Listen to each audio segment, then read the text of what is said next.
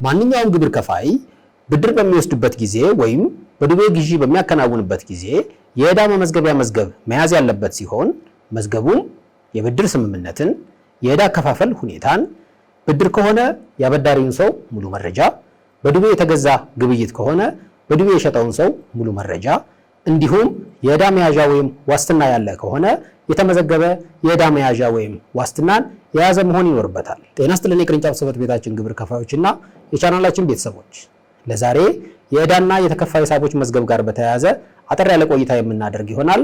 እንድትከታተሉን በአክብሮት ጋብዛለሁ። የሂሳብ መዝገብ የመያዝ ግዴታ ያለበት ማንኛውም ግብር ከፋይ ሊይዛቸው ከሚገቡ ሰነዶች ውስጥ አንደኛው የዕዳና የተከፋይ ሂሳቦች መዝገብ ወይም ቡክ ኦፍ ላያቢሊቲ አንዱ እንደሆነ የታክስ ሂሳብ መዝገብ አያያዝ መመሪያ ቁጥር 176/2014 በግልጽ ይደነግጋል። በዚህ መመሪያ ላይ እንደተገለጸው ማንኛውም ግብር ከፋይ በብድር ገንዘብ በሚወስድበት ጊዜ ወይም በዱቤ ግብይት በሚያከናውንበት ጊዜ የዕዳ መመዝገቢያ መዝገብ መያዝ ይኖርበታል። ስለ ዕዳና የተከፋይ ሂሳብ መዝገቦች ስናነሳ በዋናነት የምናገኛቸው ሁለት ጉዳዮች ናቸው። እነሱም ብድርና በዱቤ የተከናወነ ግብይት። በቅድሚያ ብድርን እንመልከት። አንድ ግብር ከፋይ ብድርን ከሁለት መንገድ ሊያገኝ ይችላል። የመጀመሪያው ከፋይናንስ ተቋማት ሲሆን ሁለተኛው ደግሞ ከፋይናንስ ተቋማት ውጭ። ብድሩ የተገኘው ከፋይናንስ ተቋም ከሆነ ሁለት ቅድመ ሁኔታዎች መሟላት አለባቸው።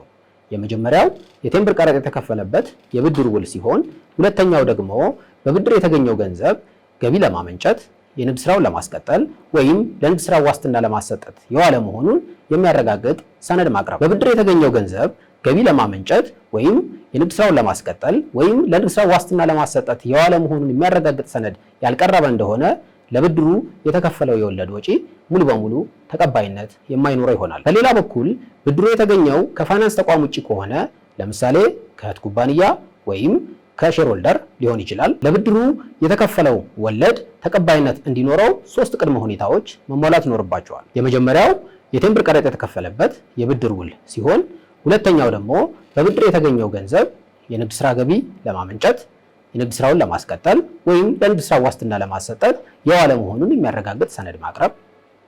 ሶስተኛው ደግሞ ለብድሩ የወለድ ክፍያ በሚፈጸምበት ጊዜ ከክፍያው ላይ በሰንጠረዥ መሰረት ተገቢ ግብር የተከፈለበት መሆኑን የሚያረጋግጥ ሰነድ መቅረብ ይኖርበታል። ይህም ማለት የወለድ ገቢ ያገኘ ሰው በሰንጠረዥ መሰረት 10 በመቶ የወለድ ገቢ ግብር ሊከፍልበት የሚገባ በመሆኑ ተበዳሪው ለአበዳሪው የወለድ ክፍያ በሚፈጽምበት ጊዜ 10 በመቶውን ዊዝሆልድ በማድረግ ለመንግስት ገቢ ማድረጉን የሚያረጋግጥ ሰነድ ማቅረብ። በመቀጠል በዱቤ የተከናወነ ግዢን ስንመለከት በዱቤ የተከናወነ ግዢን በተመለከተ ሶስት ቅድመ ሁኔታዎች መሟላት ይኖርባቸዋል። የመጀመሪያው የቴምብር ቀረጥ የተከፈለበት ውል ሲሆን ሁለተኛው ደግሞ ግዢው መከናወኑን የሚያረጋግጥ ደረሰኝ ነው።